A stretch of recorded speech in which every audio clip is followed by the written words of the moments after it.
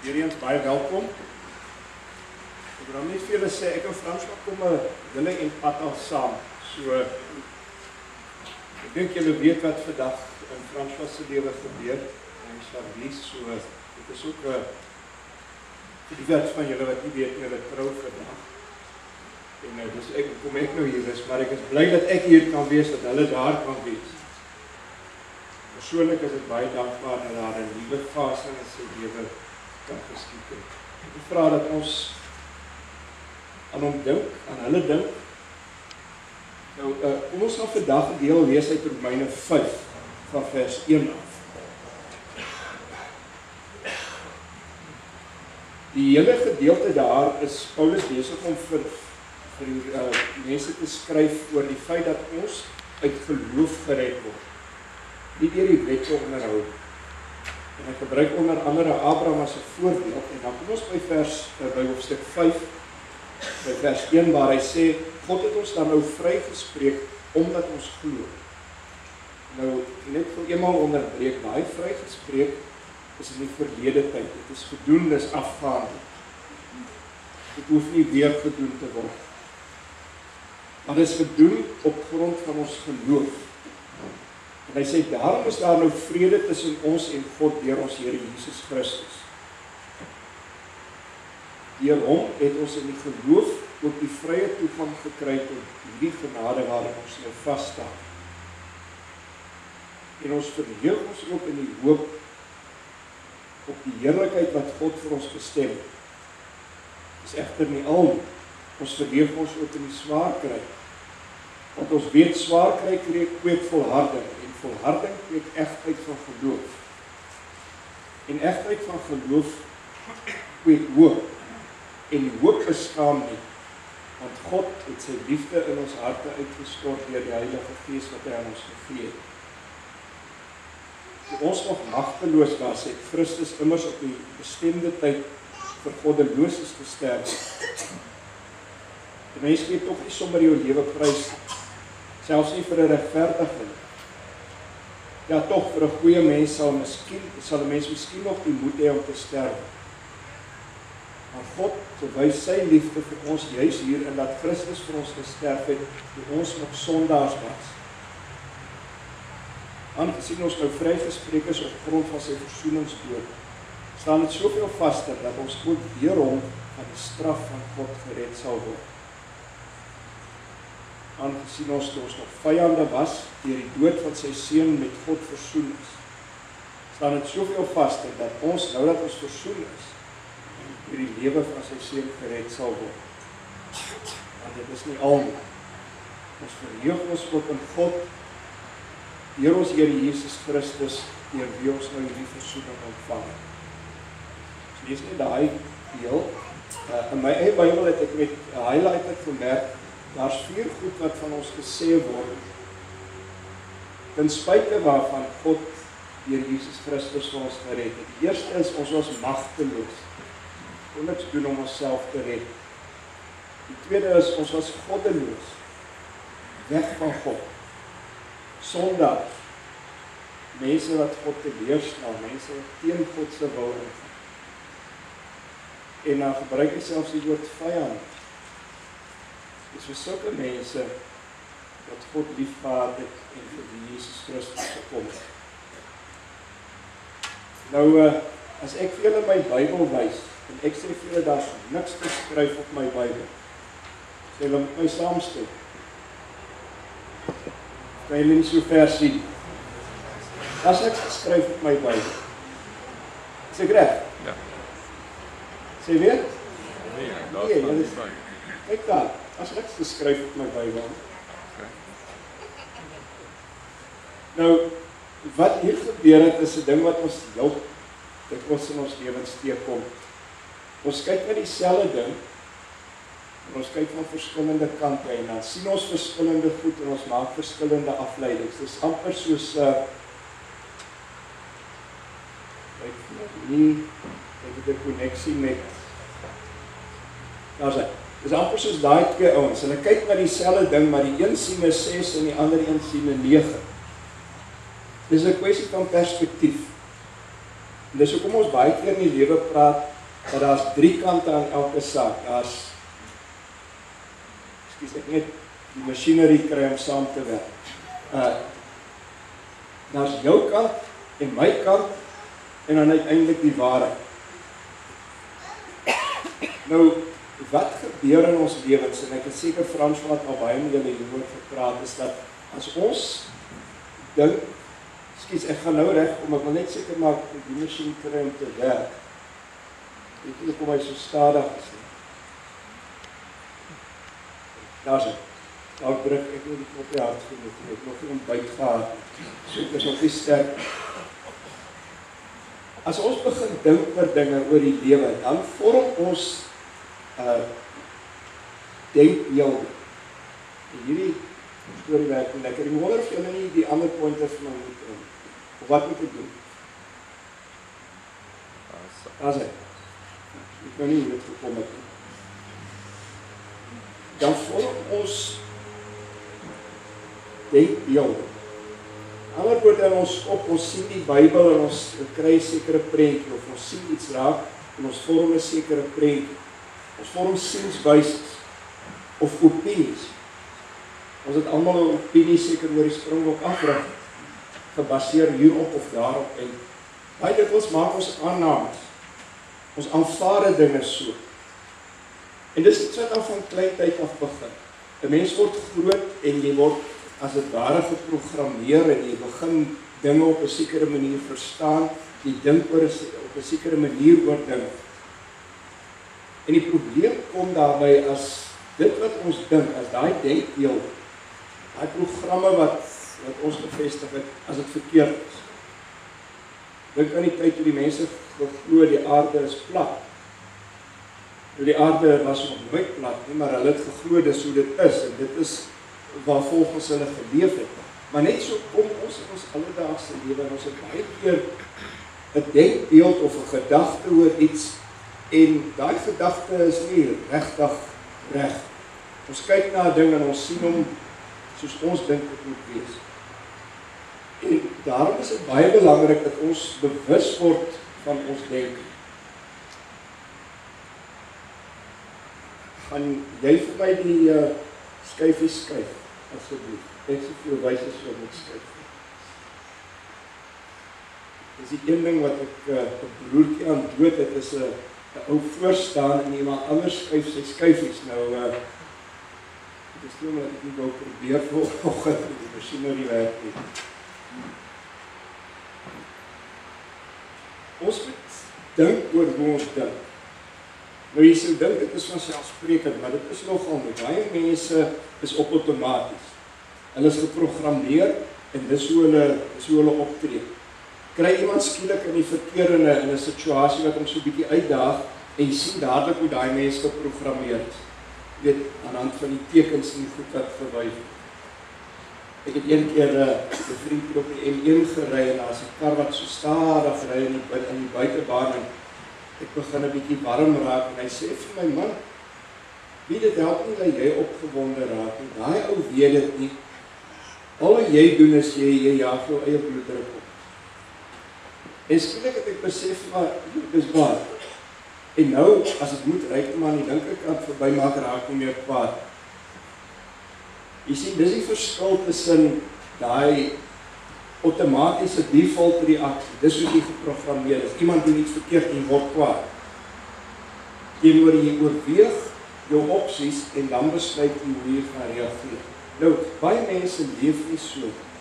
En daarom is dit nodig dat ons gedagte wêreld ondersoek. Ons moet dink hoe ons dink. En dan moet ons kyk watter gedagtes, watter idees ons het, help vir ons of hinder vir ons. En dan moet 'n mens gaan en dit wat verkeerd is vervang met die positiewe. En dit is presies wat Paulus ook skryf in Romeine 12, 'n bietjie verder aan, Romeine 12 vers 2, waar hy vir ons sê, as God ons wil verander, dan probeer hy dit nie doen met 'n nuwe stel reëls. Maak so. As God ons wil verander, dan begin dit by ons gedagtes. Dit begin by ons denke. Dis eintlik 'n herprogrammering van hoe ons dinge sien. So verandering kom nie van buite nie.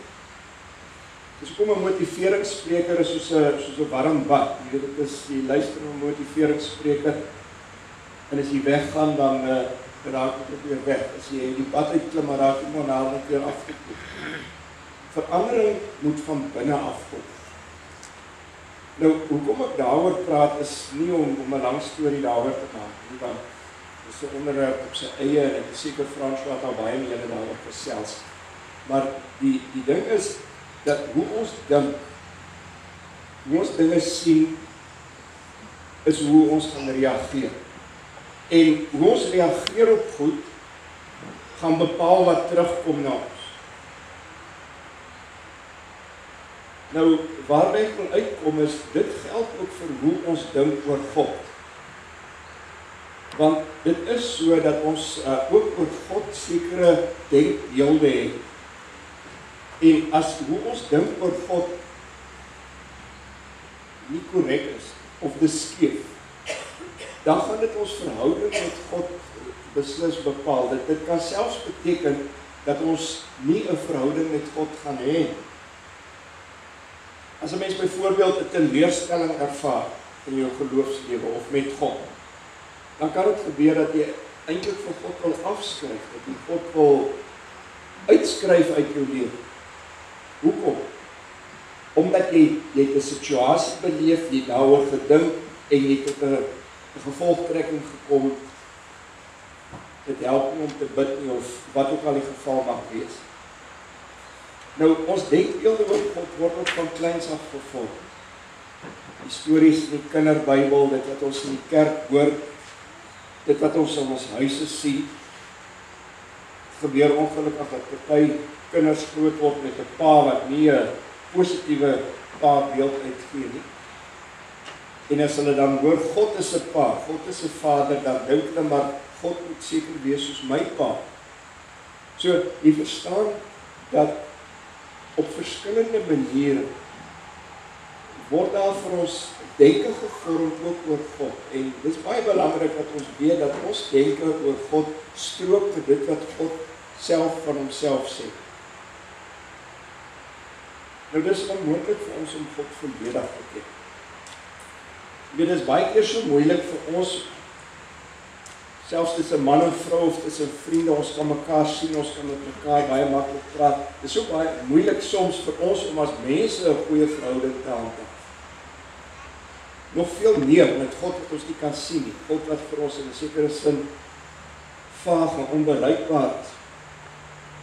Maar tog kan ons vir God op verskillende maniere ken. Ons kan hom in die natuur leer ken. Ons kan hom deur ons eie ervaring leer ken. Ons leer iets van God ken in die kerk. Ons leer God ken in die Bybel, maar ons leer God veral ken deur Jesus. Hy het gesê, volgens skryf asseblief, hy het gesê, as ons, of althans Jesus het gesê dat, as ons hom sien, sien ons die Vader. Met ander woorde, Jesus is vir ons, as dit ware, God in menslike gestalte. As ons wil weet hoe God is, dan kan ons kyk na Jesus. En dit is so wonderlik, want ons kan nie God, as hy God uit in die hemel sien of waar nie. Ek het sommer so 'n paar grepe uit Jesus se lewe geneem, wat ek met julle wil deel, net om vir julle 'n idee te gee, om vir julle 'n gevoel te gee, van hoe God werklik is. En die eerste ding is, dat Jesus was nie veroordeling. Dink aan die slag toe die klomp hoër mense en die fariseërs en die vrou wat 'n ontuig betrap is na Jesus gebring. Dit is baie opvallend, hulle die vrou gebring. Vraag is, waar was die man gewees? Die vrou was dan seker nie alleen in daai ontuig situasie nie, maar dit is hoe dit gewerk het wees. En op die ou end sien ons dat Jesus sê vir haar, wat sê mense wat jou veroordeel? Maar hulle het intussen weggesluip en Jesus se antwoord was, ek veroordeel jou ook. En as ons lees van Jesus in Johannes 3, dan sê Hy het nie gekom om die wêreld te oordeel nie, maar om die wêreld te red. As God ons die slag sondaars noem, dan is dit nie om ons te veroordeel nie, maar om ons bewus te maak van ons behoefte aan verlossing. So, God is nie 'n harde veroordelende God. Die tweede ding is, ons sien dat God of Jesus 'n tyd gemaak vir mense wat onbelangrik was. Destyds het kinders nie getel. Jy het nie tyd spandeer aan kinders nie. Ons lees op 'n stadium met Jesus waar hy so besig was daar van die mammas wat gekom het met hulle kindertjies en die kindertjies wil graag by die oom Jesus uitkom. En sy disippels het gesê, nee, julle kan hierdie belangrike man pla nie, hy is besig met belangrike dinge, julle is nie belangrik. Maar julle ken die storie, hoe Jesus hulle op sy skoot geneem het, Jesus het met hulle gepraat. En dit is my so 'n beeld van selfs die onbelangrikste in die samelewing het God voortyd. En dan die volgende een, ons ken die storie van die Samaritaanse vrou, waar Jesus uit sy pad uitgegaan. Hy het nie nodig gehad om deur Samaria te gaan om by Jerusalem te kom. Maar hy het uit sy pad uitgegaan en hy het 'n ontmoeting gehad met 'n vrou wat eintlik 'n uitgeworpene was in haar eie samelewing. Sy was 'n Samaritaan, die Jode het nie met die Samaritane geneem nie, en boonop was sy vrou gewees. 'n Joodse man het eers met sy eie vrou in die openbaar gepraat. En hier kom Jesus en hy praat met 'n Samaritaanse vrou wat 'n baie slegte geskiedenis gehad. Wat vir ons laat sien, niemand is te sleg. Sodat God net sy pad is af van daai persoon aan die raak. En dan die volgende een, ons sien Jesus se meegevoel, Jesus saamleef met mense in die seer. Dink byvoorbeeld aan Lazarus dood is, Jesus het gehuil. Hy het geweet ek van Lazarus dood ontdek. Maar hy het ook so deel gewees van haar hartseer van Maria en haar suster en die ander mense, dat Jesus saam met het huil. En in die laaste een daar, dit wat ons hier op vanoggend gelees het, hy die hoogste prys betaal om sy liefde vir ons te wys, deur aan die kruis te sterf. Ons het hier gelees in Romeine 5 dat ons sal moeilik vir iemand anders ons lewe gee. Dit moet nou 'n baie spesiale mens wees vir wie ons dalk sal dink om ons lewe te gee. Maar Jesus het sy lewe gegee vir sondaars, vir vyande, vir mense wat ver van God af is. Dis hoe God is. So, dit gaan nie daaroor dat God van ons verwag om reëls na te kom, om op 'n sekere manier te leef. Ja, daar is iets daarvan, maar die punt is, dit gaan eerder om God se liefde, wat wederliefde soek. Dit is byvoorbeeld die vader-kind-verhouding. Nou, die meeste van julle paas is seker so, ek het besluit baie lief vir my kinders. Ek denk, dit was 'n beter pa, want ek het ontsettend lief, ek is baie lief vir my kleinkinders, want hulle is my kinders.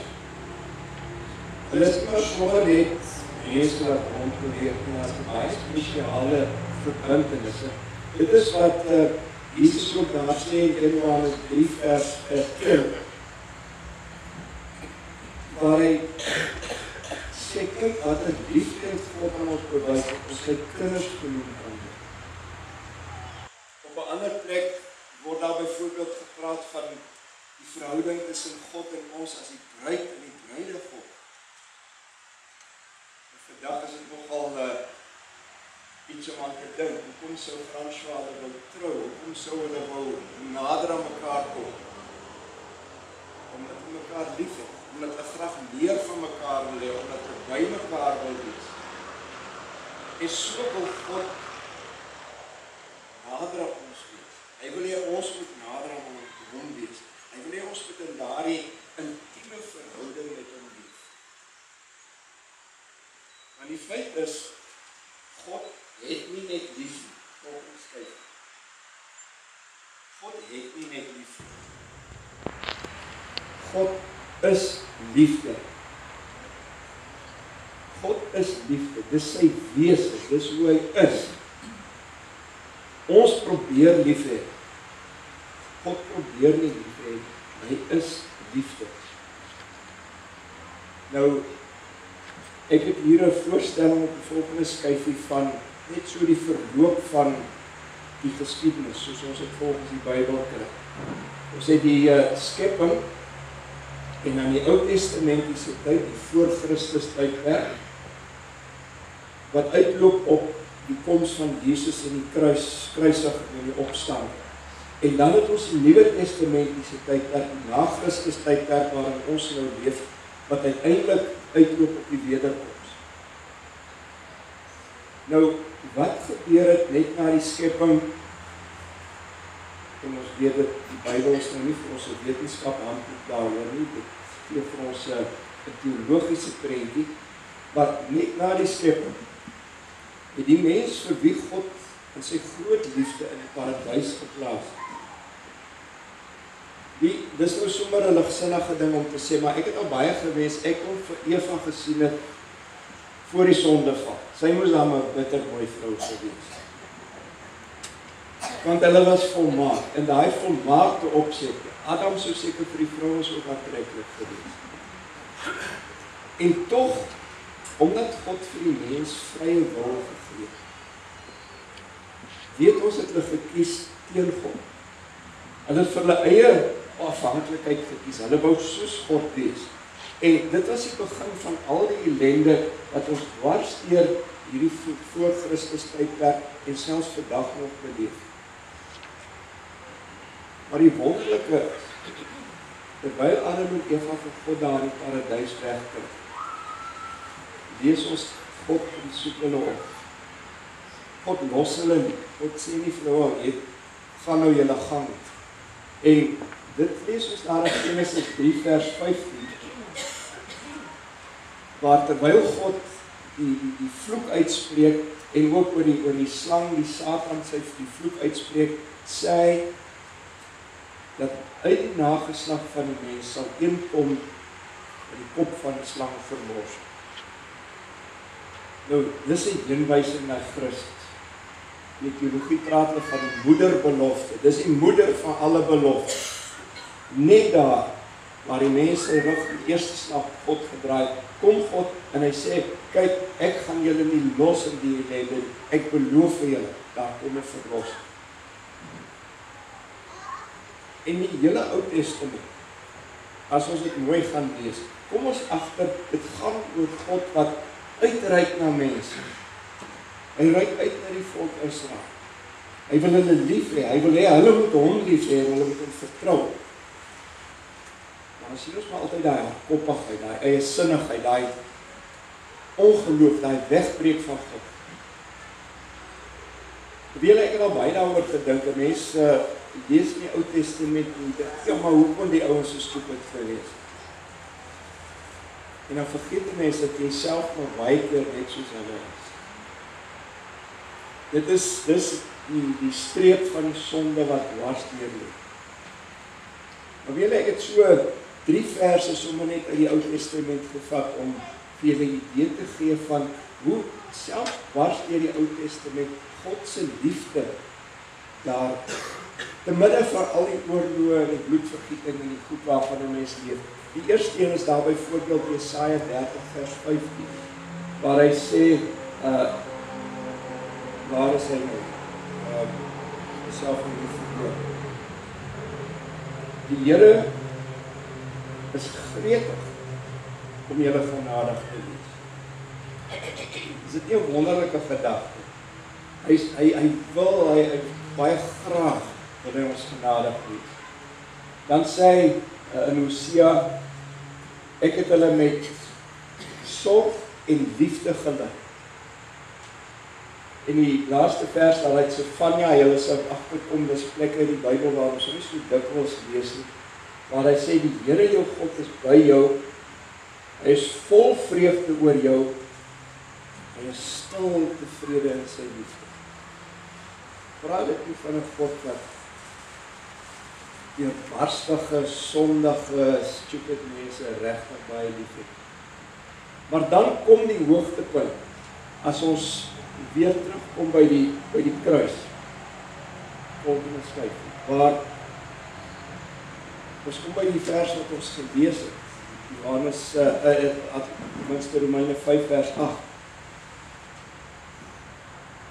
waar God sy liefde aan ons bewys het deur Jesus Christus te gee, en dan Johannes 3 vers 16, die bekende vers, wat so lief het God die wêreld gehad, dat hy sy eniggebore seun gegee.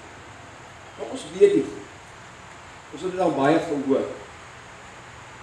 Maar ek het toch gevoel dat ons vandag net 'n bietjie weer raak sien, dat van die begin af het God se liefde die deurslag gegee. En die hele stryd wat ons deurgaans Ou Testament, Nuwe Testamentiese tyd waarin ons leef, die hele stryd wat ons beleef in onsself en in die wêreld, is daardie verwerping van God se genade, daai verwerping van God se liefde, daai wegbly van God, om watter rede ook. As ons dink byvoorbeeld die bedreiging wat die moslim fundamentaliste nou se daar vir ons inhou.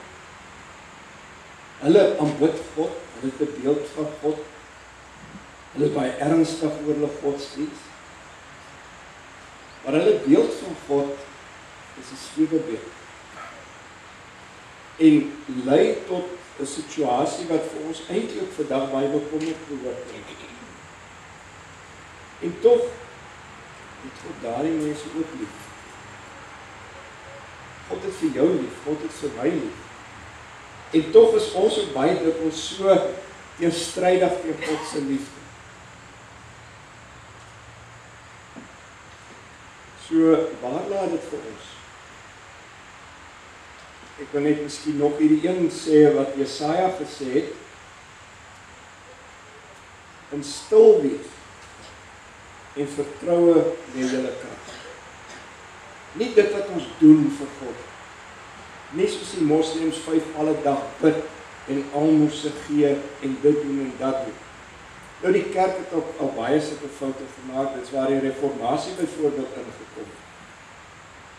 Waar die geloof wat die kerk destyds verkondig het, ook maar 'n werkheiligheid was. Jy moet dit doen, jy moet dat doen, as jy gered wil word. Terwyl ons eintlik niks kan doen om gered te word. Ons hoef niks te doen om gered te word. Al wat ons moet doen, is om te ontvang dit wat God vir ons in sy liefde gegee het. So waar laat dit ons?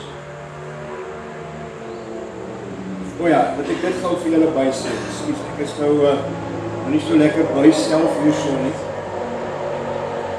Dit was baie interessant toe ek hierdie raad gelees het eenslag. Iemand het geskryf, daar's niks wat ons kan doen om te maak dat God ons meer moet liefhê. Jy kan 'n tiende gee, jy kan 2 tiendes gee, 3 tiendes, jy kan hoeveel maal 'n dag meer bid. Daar's niks wat ons hoef te doen om te maak dat God ons meer lief hê. Sy liefde is volledig. Maar kyk nou hier, en dit is vir my verontreffend. Daar's ook niks wat ons kan doen wat sal maak dat God ons minder lief sal hê. God het nie vir Oscar Pistorius minder lief oor wat hy gedoen het. God het nie vir jou en vir my minder lief as ons die goed doen wat ons weet ons moet doen. God se liefde is volledig. So, waar laat dit ons? Baie eenvoudig. Die eerste is om ons totale afhanklikheid van God te erken. Nou, dis weer eens nie liefde, dis nie lief nie, julle weet dit. Maar dis een ding om so iets te weet, dis 'n ander ding om dit te leef. Ek het groot geword in 'n huis waar daar voor elke ete gebid is en na elke ete gebid is. En so iets kan maklik 'n gewoonte word. Dit kan ook 'n gewoonte word dat 'n mens afleer. Maar ek het teruggedink daaroor en gedink die mooi daarvan is om die feit dat ons kos het, vir God die erkenning daarvoor te gee. Ek kon nou vir julle 'n ding vertel, en soek my vrou is nie hier nie, want sy is nou kwaad wees as ek nou die voorbeeld vir julle noem. Maar ek dink dit was dramatig omdat eendag die voorbeeld genoem het van 'n rabbi wat hier in ons moderne tyd by iemand kuier. En die ou kom uit die badkamer uit en weet nie hoe die gesprek verloop het nie, maar hy sê vir die gasheer, hy het nou net vir die Here dankie gesê. En die gasheer is al verbaas, jy weet dat hy nou vir daai basiese behoeftes nou vir die Here dankie sê. Maar weet jy, ek agterna daaraan gedink het, my pa en my skoonpa is al twee aan kolonkanker oorlede. Jy weet wat die implikasies daarvan is. En daarvandaan af so dikwels, as ek in die badkamer was, en sê ek vir Here dankie, dat ek gesond is. Dankie dat daai deel van my liggaam werk. Nou dis miskien 'n bietjie cru, maar verstaan julle dat elke faset van ons lewe is ons van God voorafhanklik. Ons kan hier wegry en in 'n motorongeluk betrokke raak en wegwees. Maak nie saak hoe versigtig jy bestuur. Ons is nie in beheer. Ons moet dit besef, maar met 'n rustigheid. Omdat ons 'n Vader het wat almagtig is, wat vir ons kan sorg, wat vir ons wil sorg, hy's gretig om vir ons genadig te wees. So ons moet ons totale afhanklikheid van God nooit vergeet. Die volgende ding is om dan altyd te onthou dat die sin van ons bestaan, dit wat ons bestaan sinvol en vervullend in die moeite werd maak, is om vir God lief te hê en te dien. Dis die sin van ons bestaan. Die sin van ons bestaan is nie om die hoogste sport in jou beroep te bereik. As jy dit kan doen, goed en wel. Die sin van jou bestaan is nie om so ryk as moontlik te word en so goed as moontlik te leef nie. As 'n mens dit kan doen, en ek glo die Here wil hê ons moet ons talente ten beste gebruik en die beste word wat ons kan wees. Maar die sin van ons lewe lê nie in die eerste instansie daar. Die sin van ons lewe lê daarin dat ons eers die koninkryk van God soek. Dat God eerste is in ons lewe. En dat wat ons ook al doen, ons beroep, ons dit of ons dat ons dit doen om God te eer en te dien. Dat jy jou werk doen op 'n manier dat God se koninkryk gebou word. Dat jou verhoudinge leef op 'n manier wat God verheerlik en dat mense Christus in jou kan laat sien. Daarsonder is 'n mens leeg. Daarsonder gaan jy altyd soek. Ek dink baie keer aan deesdae steur ek my nou nie meer soveel aan filmsterre en rockhelde en so meer as toe ek jonk was nie.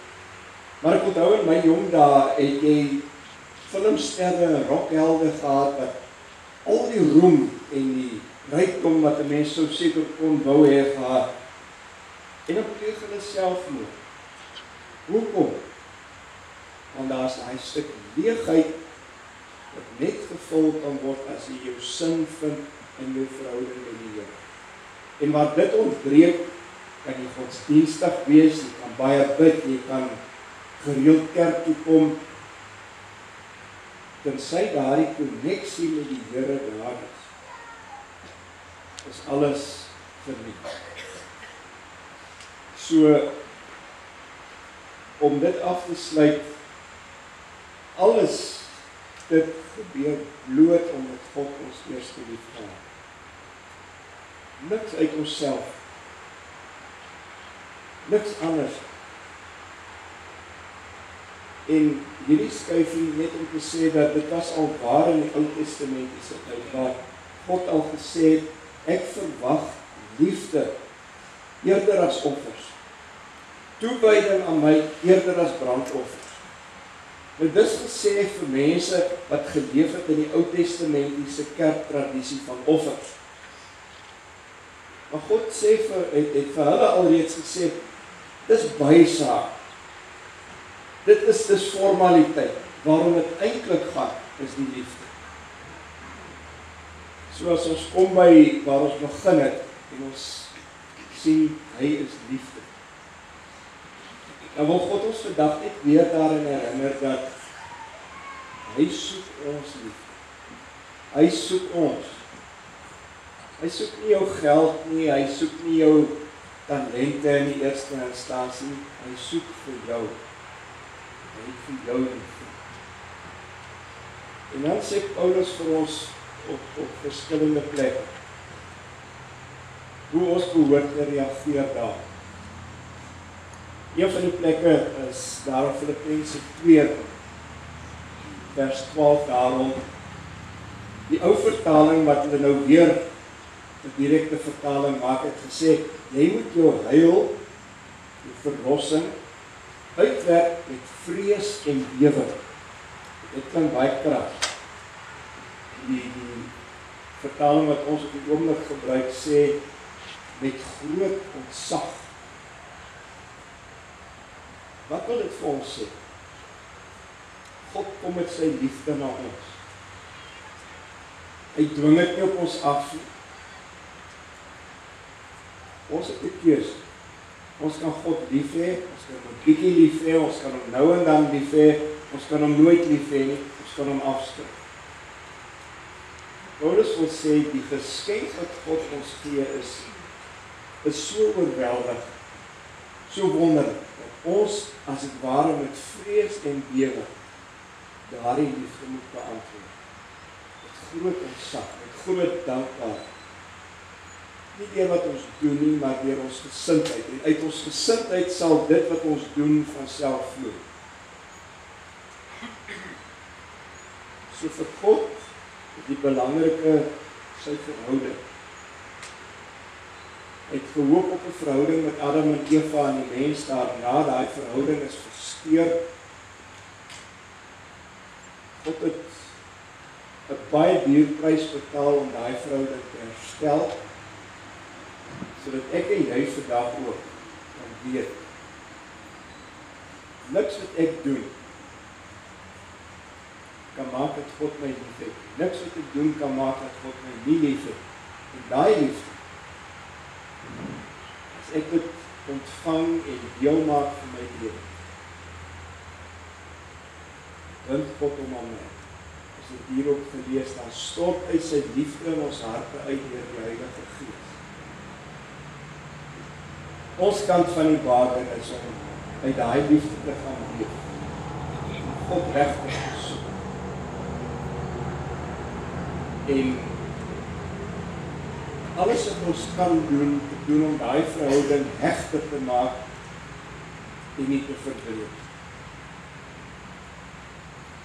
Ons sal dit nooit behoorlik regkry nie, maar ten minste moet ons bewus daarvan wees en daarna streef, en soos Paulus sê, ek hardloop soos 'n atleet wat gaan vir die wedstryd, met toewyding, omdat God wat liefde is, vir jou en vir my eerste liefhebber. Ons bid saam. Ons Vader, baie dankie dat U ons vanoggend herinner aan die feit dat U liefde is. Here, U is so volmaak. U gee vir ons nie 'n bietjie liefde, 'n bietjie van U self nie. U gee vir ons U self. U self vir ons gegee in Jesus Christus. Here, help ons om deur die werking van U Gees in ons lewens, ook onsself vir U te gee, ons lewens as 'n lewende offer aan U te wy. Here, sodat U liefde in ons sigbaar kan wees, sodat ons 'n skynende lig kan wees in die donkerte van hierdie wêreld. Here, dat as ander mense na ons kyk, hulle Christus in ons sal sien, net soos wat ons U in Christus kan sien. Here, ons vra dat U vir ons in ons swakheid sal bystaan. Ons vra U nabyheid, U beskerming, U seën, U hulp oor ons ook as ons in hierdie week ingaan.